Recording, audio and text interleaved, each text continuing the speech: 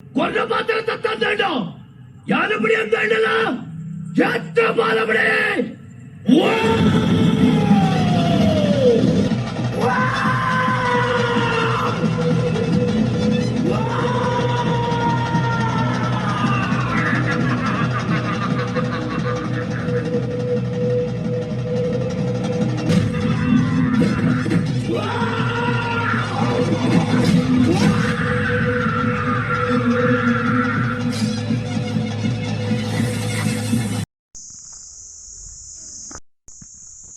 ये कहानी एक राजा की है जिसके पास सब कुछ है।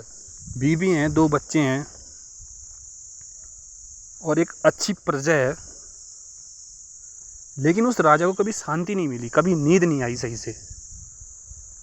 तो एक दिन उससे वो बहुत परेशान था। एक दिन उसने एक तांत्रिक को बुलाया और तांत्रिक से पूछा, मेरे पास सब कुछ है लेकिन मुझे न तो नींद आती है, न मुझे सुकून है, तो इसका कारण क्या है?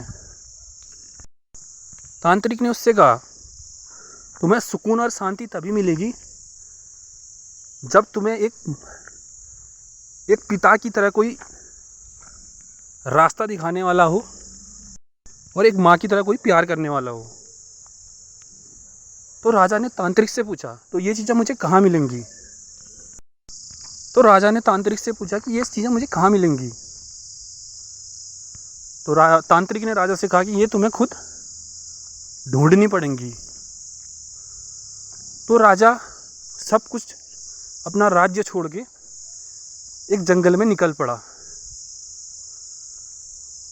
और बहुत दूर जाने के बाद उसे कुछ घंटियों की सी आवाज़ सुनाई दी।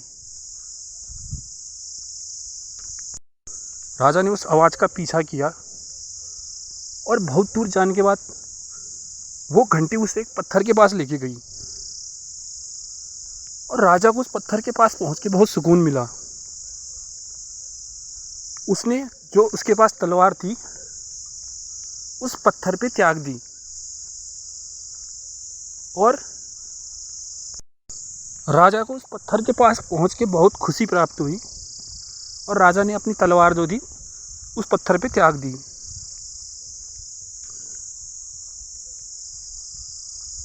उसके बाद राजा को बड़ी शांति का अनुभव हुआ और बहुत सुकून मिला। इसके बाद वहाँ पे कुछ ट्राइबल आ गए जो वहाँ रहते थे उस जंगल पे। ट्राइबल आए, ट्राइबलों ने राजा ने उन ट्राइबल से जो वहाँ पे लोग रहते थे उनसे कहा कि ये पत्थर आप मुझे दे दो, इसके बदले आपको जो भी चाहिए वो मैं आपको दे सकता हूँ। जो वहाँ पे लोग थे उन्होंने कहा कि हम आपको ये पत्थर नहीं दे सकते क्योंकि हम इनको पूजते, ये हमारे देव हैं। उन ट्राइबल्स में से जिसके अंदर देव प्रकट हुए, उन्होंने राजा से पूछा कि आपको ये पत्थर चाहिए, आपको दे देंगे, लेकिन आप इसके बदले हमको क्या दोगे? तो राजा ने कहा, जो भी आपको इसके बदले चाहिए वो आपको मिलेगा। तो देव जो थे उन्होंने कहा कि जितनी ज़ोर से चिल्ला रहा हूँ, जहाँ जहाँ तक मेरी आवाज़ जाएगी वो सारी भूमि आप हमको दान में दे दोगे।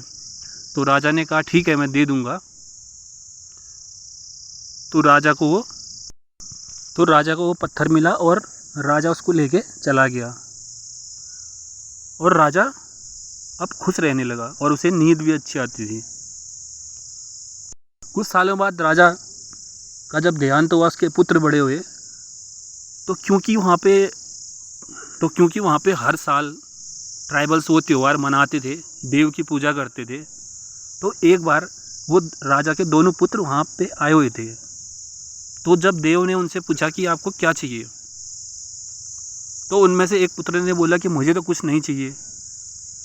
लेकिन जो दूसरा पुत्र था उसने बोला कि मुझे वो सारी जो भी भूमि दान में दी गई थी हमारे पिताजी के द्वारा, या हमारे जो भी पूर्वजों के द्वारा, पिताजी के द्वारा जो हमारे पिताजी, जो भी ज़मीन हमारे पिताजी के द्वारा दी गई थी वो मुझे वापस चाहिए। तो देव ने कहा, ये तो हो नहीं सकता, आप कुछ और मांगे। तो जो राजा के लड़के थे उन्होंने कहा अगर ये नहीं हो सकता तुमसे तो कोई बात नहीं, मैं दूसरे तरीके से या कोर्ट कचहरी से इसको ले लूँगा। तो ये सब बोल के जो देव के अवतार थे वो जंगल में चले गए, क्योंकि अब वहाँ पे उसको श्राप मिल गया था। जो राजा का लड़का था जिसने मांगी थी ज़मीन, वो वहीं खून की उल्टी करके मर गया था। राजा का लड़का मर चुका था, उसका जो लड़का था वह उस क्षेत्र में वहाँ पे साहब या राजा के उससे जाना जाता था। जो भी वहाँ पे उनको सब जो भी ट्राइबल्स थे और ये लोग थे उसको राजा के या साहब के नाम से जानते थे। कई सालों तक ठीक ठाक चलता रहा। अब जो लड़का था अभी वो भी गांव वालों से काफ़ी हमदर्दी दिखाता था, और कुछ गांव में उसके खास लोग भी थे जो कि उसके प्रिय थे।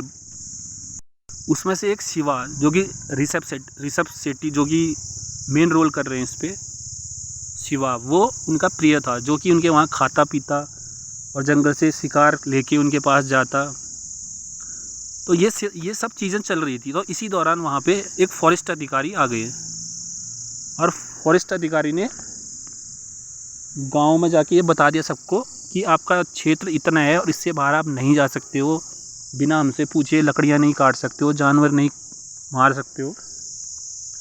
और इसी दौरान उस जो फॉरेस्ट अधिकारी थी उनकी और शिवा की आपस में बनती नहीं थी। इसके होते चलते कुछ कारणों से एक बार शिवा को जेल जाना पड़ गया, क्योंकि इस दौरान जो ट्राइबल्स की जो पूजा होती थी उस पर जो पूजा किया करते थे वो ये शिवा के भाई थे।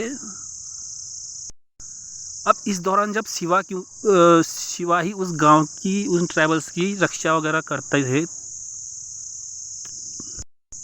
क्योंकि शिवा ही गांव की रक्षा करते थे। अब वो जेल में थे कुछ कारणवश, कुछ जंगल में किलिंग और ये सब चीज़ों के कारण उनको जेल भेज दिया गया था। अब इसका फ़ायदा जो राजा थे, जो साहब थे उन्होंने उठाना चाहा, क्योंकि उसके मन में तो लालच था कि मुझे सारे अपने पिताजी की जो भी हमारे दादाजी की ज़मीन वमीन है वो सारी वापस चाहिए, जो भी उन्होंने दान में दे रखी है 100 एकड़ के आसपास। तो उन्होंने एक चाल चली। उन्होंने क्या किया, जो शिवा का भाई था, जो देव जिसकी पूजा जो करता था, उसको झांसे में लेके मार दिया और उन्हीं के क्षेत्र में उसकी लाश को फेंक दिया। और उसके दिमाग में एक आइडिया आया कि ये बहुत अच्छा समय है कि शिवा को जेल से बाहर निकालो और अपनी साइड कर लो, और उसको ये बता दो कि तुम्हारे भाई को उस फॉरेस्ट अधिकारी ने मार दिया है। जब शिवा को बाहर निकाला तो उसको अपने वहाँ बुलाया और उसको ये बताया गया कि तुम्हारे भाई को उस फॉरेस्ट अधिकारी ने मार दिया है। तो शिवा गुस्से में उसको मारने के लिए निकला, राजा उसी साहब और राजा के घर से निकला। रास्ते में उनको एक बुज़ुर्ग मिल गए गांव के, जिनके वहाँ जो शिवा हैं वो चिलम विलम मारते थे। तो उन्होंने क्योंकि देखा था उसको, जो राजा थे उसको देखा था जीप में ले जाते हुए अब उसके भाई को, शिवा के भाई को। उसने ये बात शिवा को बता दी, और शिवा को जब बताई तो जो राजा के आदमी थे वो बाहर से सुन रहे थे। उनको ये बात पता लग गई कि शिवा को सच पता लग चुका है, अब इसको मारना ही बेहतर है। तो वो शिवा को मारने के लिए चले गए अंदर। तो अंदर गए तो शिवा ने उनको मार के भगा दिया। और अब शिवा जब अपने गांव पहुंचा, जहाँ पे सारे इकट्ठे थे, उनके परिवार वाले और जो भी ट्राइबल जितने थे सारे इकट्ठे थे, उन्होंने शिवा को बताया कि उसने धोखे से, जो साहब है राजा है, उसने धोखे से हमारी सारी ज़मीन हड़प ली है, फेक पेपर वगैरह बना के। तो उसने अपनी माँ को बताया कि उसने केवल ज़मीन ही नहीं हड़पी, उसने हमारे भाई को भी मारा है। तो गांव वाले सारे गुस्से में उसको मारने के लिए तैयार हो गए। लेकिन तब तक राजा जो था अपने सारे लोगों को लेके आके उन्हीं के गांव में आ चुका था। और इसी दौरान दोनों में, गांव वालों में जो ट्राइबल थे उनमें और जो राजा के साथ के थे उनमें लड़ाई शुरू हो गई। इसमें कई लोग मारे गए। राजा की तरफ के भी मारे गए और जो ट्राइबल थे इनकी तरफ के भी मारे गए, और अंत में शिवा को भी चोट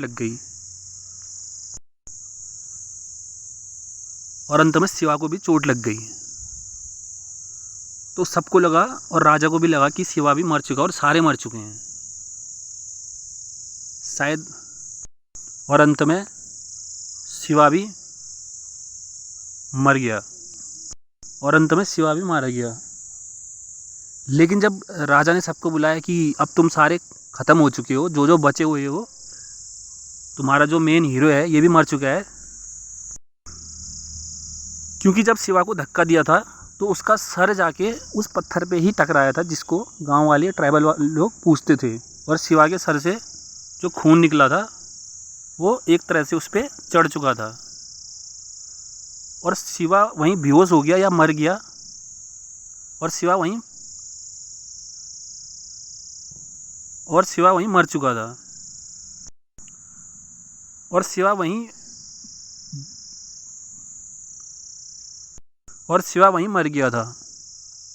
और इसी दौरान गांव वाले सारे परेशान हो गए थे। अब राजा ने उनको बोला कि तुम अब इस गांव को या तो छोड़ो या अपनी ज़िंदगी छोड़ो। और इसी दौरान जब सारे परेशान थे, इसी दौरान देवी शक्ति जो थी उस पत्थर में से वो प्रकट हुई और उसने अवतार लिया अपना शिवा के अंदर।